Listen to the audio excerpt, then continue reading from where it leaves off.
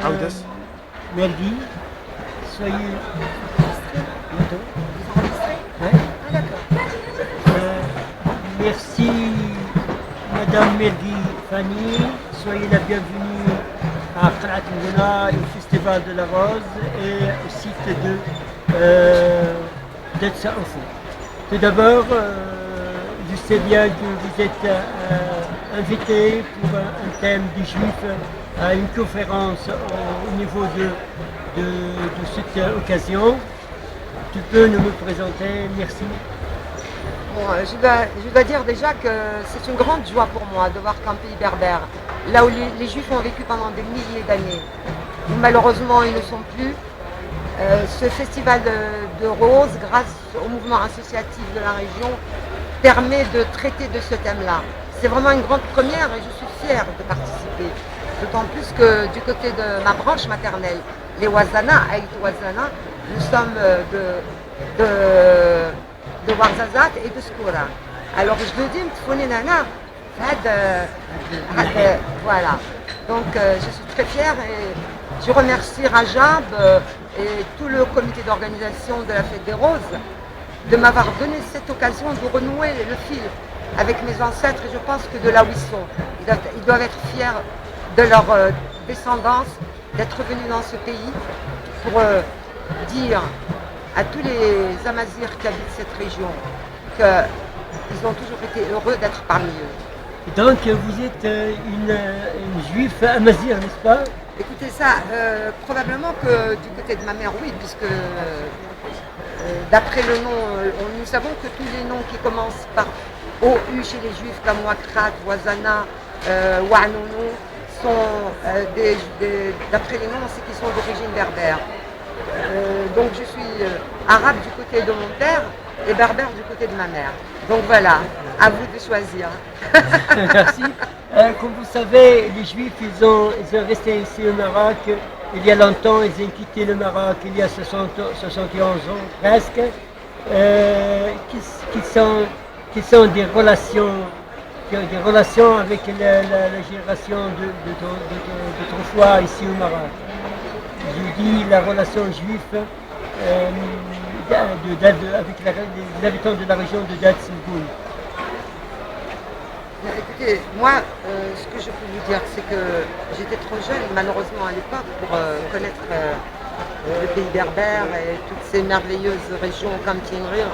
C'est vraiment à travers le film de Kamal Ashkar, Tinrir Jérusalem, que j'ai eu l'occasion de revenir dans ce pays qui fut le nôtre il y a des siècles. Et donc, j'ai toujours... Enfin, je peux même parler de mon expérience casablancaise. Je pense que les Juifs de tout temps ont vécu des relations très chaleureuses avec les musulmans et de toutes les façons, ils étaient enracinés dans ces terres au même titre que les musulmans, que les berbères, que les arabes. Et pendant des milliers d'années, je ne pense pas avoir en tout cas entendu parler de massacres très graves, etc.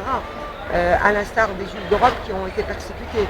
Ceci dit, je ne dis pas que tout a été un long fleuve tranquille. Il y a eu probablement des histoires, des conflits du temps de la colonisation. Par exemple, il y a eu les événements de Djerada. Il y a eu à l'époque où, on va dire, à l'époque où même tous les Marocains, qu'ils soient juifs ou musulmans, vivaient sous l'emprise de certaines tribus qui descendaient faire des razzias dans les villes. Les Juifs aussi ont été victimes, comme à Fès par exemple. Il y a eu un événement, je crois que c'était dans les années 1900 et quelques, ça s'appelait le Tritel, où ils ont été massacrés. Mais vraiment, je peux dire que de manière générale, les Juifs étaient très enracinés ici, de tous les points de vue.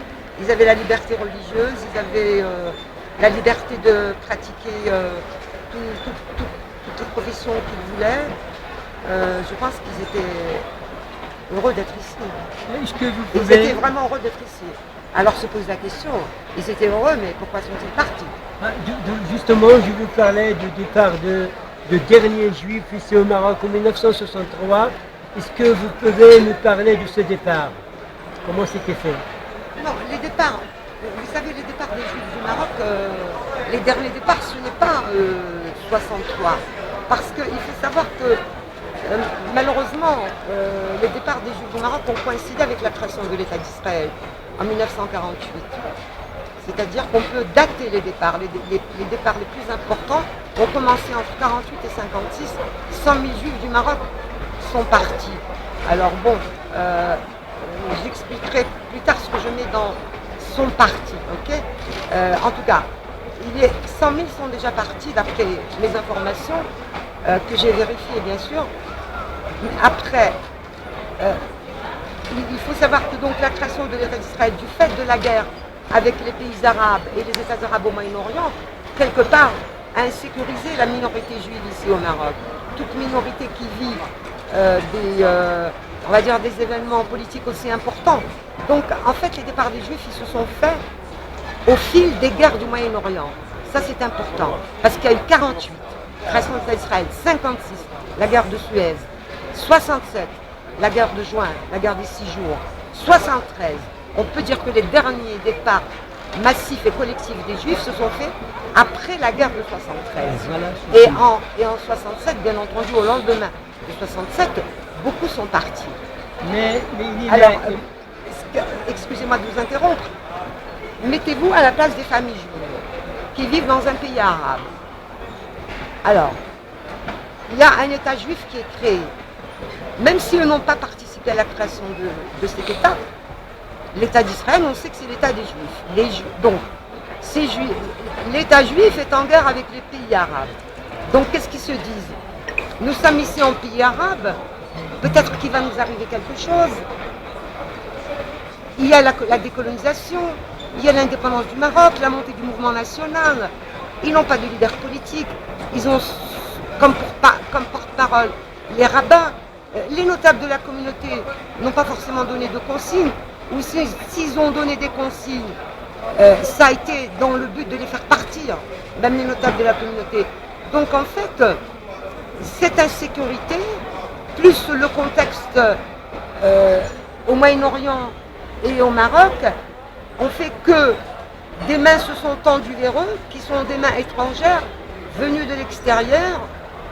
On va dire que, pour parler simplement, c'est une institution qui a participé à la création de l'État d'Israël, qu'on appelle le mouvement de la Aliyah, c'est-à-dire le parti de l'immigration.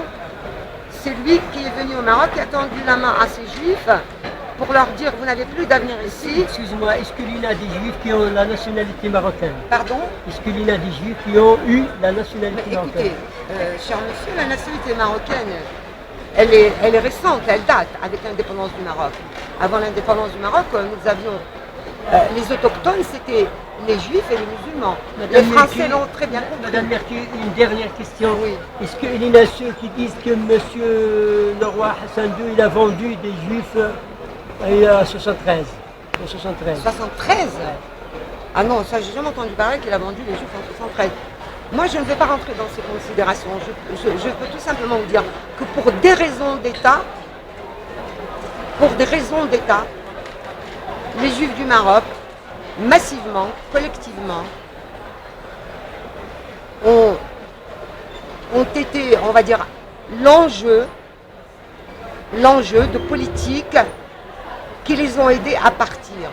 Parce qu'ils ne pouvaient pas partir par leurs propres moyens, vu que de toutes les façons, ils étaient disséminés dans tout le royaume. Il y en a qui sont jamais venus à Casablanca ou à Jadida, qui vivaient à Debdou, je sais pas moi, ou à Demnat, à Timrir, dans des bleds paumés, et ils n'avaient pas les moyens. On sait très bien que les juifs, au même titre que les musulmans, sous la colonisation, étaient quand même économiquement faibles. Contrairement à ce que pensent beaucoup, tous les juifs ne sont pas beaux, tous les juifs ne sont pas riches. Ils avaient faim, ils étaient économiquement faibles, on leur a promis la terre promise, et ils se sont dit pourquoi pas ne pas tenter l'expérience. Merci bien, merci chaleureusement Madame Mercure.